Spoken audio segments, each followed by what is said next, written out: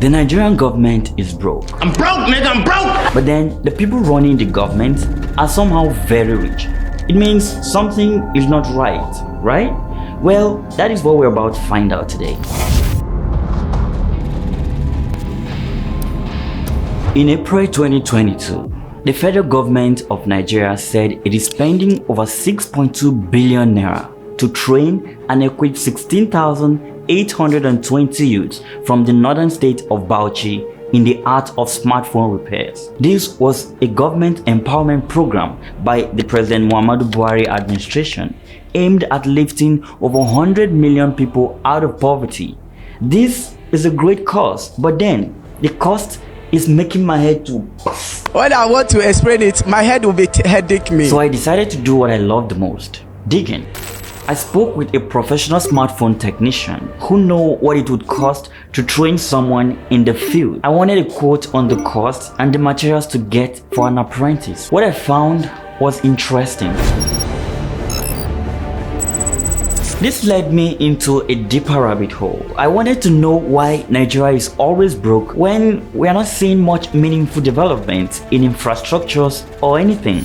The task then was to look into the annual budgets of the last 4 administrations and highlight the ridiculous expenses they've made and how some animals have been taking home more money than actual workers in the economy. Yeah, real animals earn money over here. Don't worry, I will try not to bore you with lots of figures. Trust me, this is an interesting one. So to start this off, I'm going to pose you a question. How much do monkeys need to feed their families for an entire year?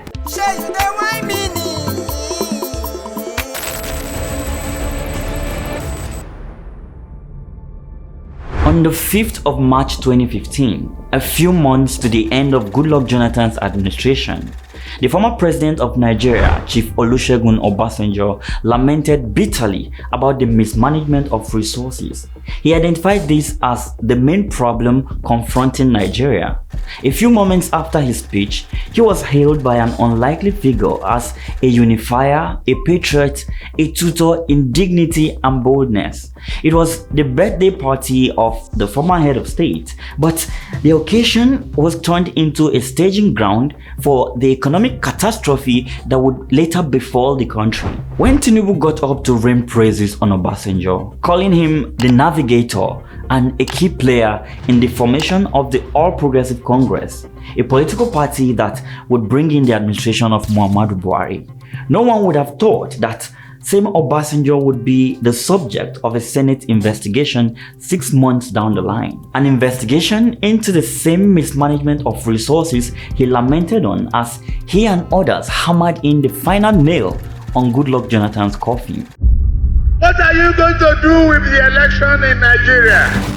It turns out that the Senate president at the time, Senator Bukola Saraki, had set up a 13-man ad hoc committee to carry out a holistic investigation into the alleged mismanagement of funds meant for the power sector starting from the Olusegun Obasanjo civilian administration.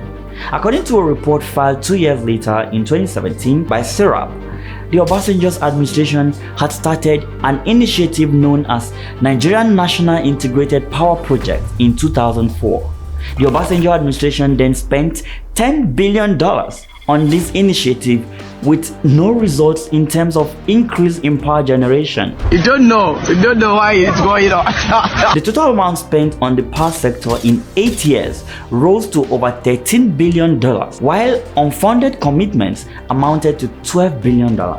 Now, this figure is for one administration alone, yet when Obasanjo left office in 2007, the problem of power supply was still endemic in Nigeria. When I looked further into this report, I saw that the federal government still budgeted a whopping 16 billion naira for various reforms under 𝗪𝗪𝗲𝗿𝗲 between 2003 to 2007. This money allegedly went down the drains as it failed to generate the needed amount of electricity or meet the set goals. 𝗪𝗪𝗲𝗿𝗲 was allegedly given $7.8 million for the execution of the contract for the construction of the Jos Yola transmission line, but the contract was never executed. The money though was well received. So if this happened, then there should be a corruption case against 𝗪𝗪𝗀𝗃, right? Wait, let me check through. Yes, there was, but guess what? It fizzled out shortly after. Also, in another section of the report, Dr. Ransom Owan-led board of the Nigerian Electricity Regulatory Commission was accused of allegedly settling officials with millions of naira as severance packages. There was also an alleged 3 billion naira fraud for which corruption charges were filed but then mysteriously withdrawn. Serap also accused 𝗪𝗪𝗲𝗃𝗪 and 𝗪𝗪𝗲𝗃 of allegedly colluding in misappropriating over 10 billion naira of public funds from the account of Rural Electrification Agency. According to the report, unspent funds are not returned to the National Treasury. Rather, they are spent unjustifiably, like spending 500 million naira to buy houses in Abuja. In all of this, the report accused the administrations of Obasanjo, Yar'Adua, and Jonathan of squandering 11 trillion naira meant for the power sector. An amount that, if appropriately spent, would have solved Nigeria's power crisis. So yes, I agree with Obasanjo that Nigeria's problem is mismanagement of resources. But my question is, what did he do when he had the power to fix the country? When he had a second chance to produce a good leader for Nigeria? Oh wait, I remember what he did. He became the navigator and key player in the formation of the All Progressive Congress (APC), the party that brought about the amalgamation of the people that were in government during the 16 years rule of the People's Democratic Party, an era that signified huge corruption in Nigeria, leading to the cries for change. Oh, hold on a second. Isn't that like recycling corrupt people back into office under a different party? I mean, that alone can dry up the country's treasury, don't you think? Wait a minute, is that why Nigeria is this broke? Oh, come on. Let's not jump into conclusion here, but I can assure you that you haven't seen the worst of it yet.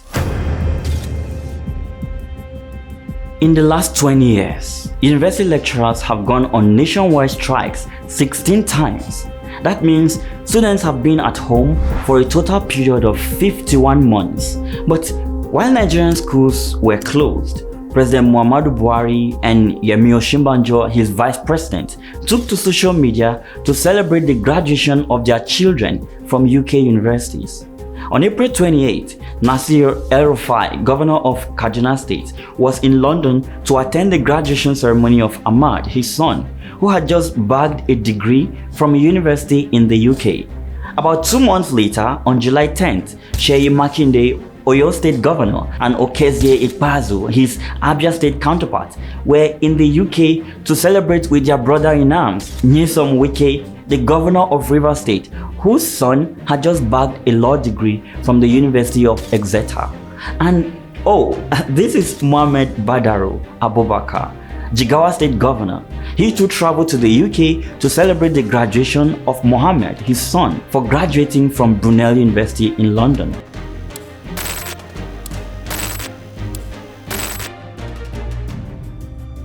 I recently spoke with a Nigerian student in one of the federal universities in the country. She had written her final exams in July 2019, but due to COVID and some other challenges, the final results and graduation list were delayed till July 2020. By the time the much anticipated list was released in 2020, her name was omitted. She had no carryovers, no issues with school fees, no course registration problems. When she reached out to the exam officer to find out what was going on, he told her to relax, that he was working on it to make sure she would go for the compulsory National Youth Service with the next batch. So she waited. But days turned to weeks and weeks to months. She got tired after waiting for over a year and hearing nothing. So she reached out to her HOD, from there to the VC, but no one to speed things up. This young lady is an orphan. She had managed to scrape through somehow, defied the odds to get through the university system, but the school could not provide her results. In one desperate move to save face, the school lied to her relative who was trying to find answers. They told him that she was owing school fees, but the records proved those to be lies. I wrote an official letter to the VC concerning the matter, and I had it stamped from his office that he received the letter. Even the Dean of Student Affairs, I wrote to him officially. They received the letters, but nothing was done on the issue. November 2022, 3 years after sitting for her final exams, she is still waiting for her result to be compiled, just so she can move on with her life. She has dreams, she has aspirations. She too wants to be part of the leaders of tomorrow. But how can that be when the institution meant to certify her has failed in their duty?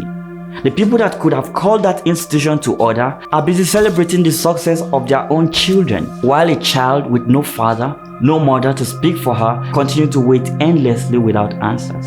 Talk about stolen dreams. Tonight there's no way back. The whole town is all about summer, and we have enough wine to last us until morning light. Some 20 resident doctors at the Lagos University Teaching Hospital had to work without pay for about a year. Usually, the profiles of federal government workers must be captured on the Integrated Payroll and Personal Information System, known as EPIS, before they can be eligible for salaries. After resuming work at the Lagos University Teaching Hospital, the affected resident doctors submitted their information to the hospital management so that they would be migrated to the EPIS. However, despite submitting the required migration documents on time, the resident doctor's request has not been treated. This means that since they started working at LOTS, the federal government has never paid them salaries. When it appeared a solution would never be reached, the Association of Resident Doctors LOTS chapter went to Abuja demanding to know the reason for the delays. On arrival in Abuja, they were told that the person who was supposed to effect the migration had taken her daughter to school and could not return on time. On another occasion, they said the person went to bury her mother and no one else amongst her colleagues could effect the change. And yet another time, they said she was not answering their calls.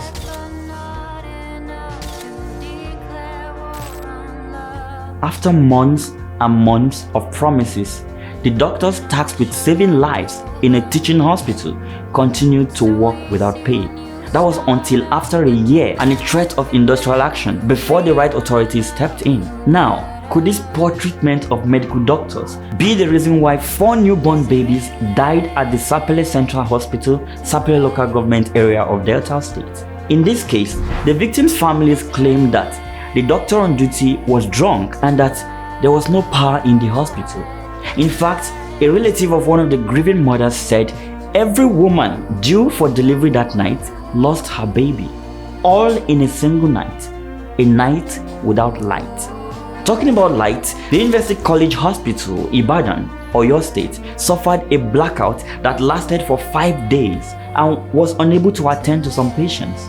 A patient who had been admitted for dialysis because of kidney failure was told that they had to reschedule because of power failure. Same hospital had failed to pay some non-clinical staff, over 70 of them, for more than 18 months. In another investigation carried out by the Foundation for Investigative Journalism, Kano State's poor healthcare system is so bad that pregnant women sometimes give birth on the road. Now, according to the Punch newspaper, the Federal Ministry of Health has consumed a total of 2.3 trillion naira from 2016 to August 2021. In that time frame, the Aso Villa Clinic, meant to attend to the presidency, has also consumed 6.2 billion naira. But despite these huge numbers, President Buhari in 6 years spent a total of 201 days on medical leave. Despite the Buhari's government's refusal to disclose just how much he has spent on medical trips, a report by the Premium Times disclosed that medical tourism has been estimated to cost Nigeria over 576 billion naira, that is $1.2 billion annually.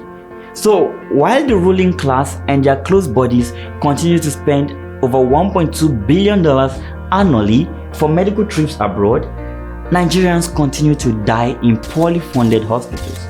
Doctors continue to strive to pay their bills after spending the best part of a decade in school trying to save lives.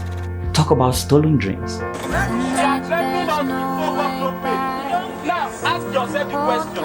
If what you've done is not there, and you have been paid, and you're not saying no work, no pay. The number of our members have been owed 4 months, 5 months salary. A total of 32,617 persons lost their lives to road traffic crashes in Nigeria from 2016 to 2021, resulting in 65,053 accidents across the country. Now, that is the official figure. How about in places where the Federal Road Safety was not available to take statistics? I guess we will never know, right? Why this is very interesting is because more than 11,800 road traffic casualties were reported in Nigeria during the fourth quarter of 2021 alone.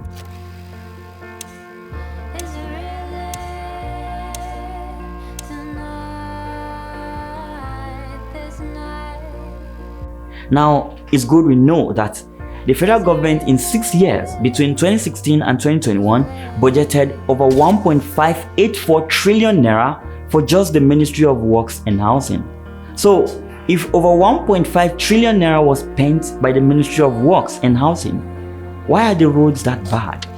Why are the infrastructures not reflecting the expenditure of this ministry? This could be part of the reason why Nigeria is this broke, don't you think? Nigeria's unemployment rate stands at a whopping 33% as at when recording this video. But again, these are official figures. We don't know what the real number is. When asked what he would do to curb the high unemployment rate amongst the young people, the presidential candidate of the ruling party, Mr. 𝗪𝗵𝗲𝗿𝗲, said this.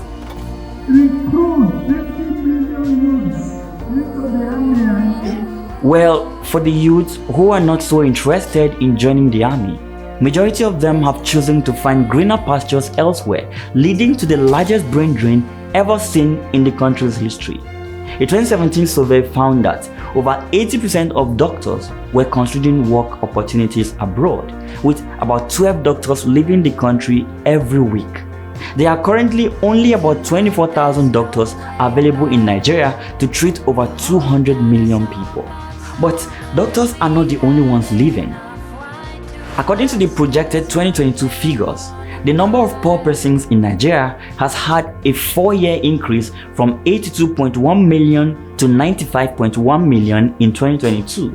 It appears as if you stay too long in the country, poverty seems to catch up with you somehow. This is leading skilled workers to run out while they still can. On the 7th of October 2022, President Muhammadu Buhari presented his 2023 budget to the National Assembly. Mr. Buhari proposed 20.51 trillion naira with 6.31 trillion naira allocated to debt servicing.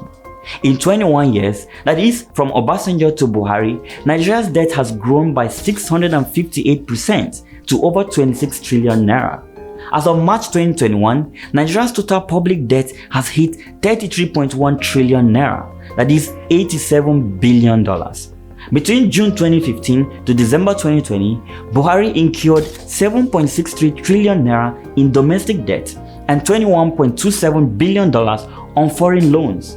Overall, the Buhari-led government has had an accumulated debt of 17 trillion naira as of March 2021, representing a 173.2% increase from when he was elected president in 2015. Now, while the president continues to embark on a borrowing spree, a report has claimed that an estimated 9 trillion naira was stolen. Another 2 trillion naira was allegedly siphoned under fraudulent subsidy regime, as well as the crude oil that was reportedly stolen using 18 unregistered vessels. These and many more are the reasons why Nigeria seems to be so broke.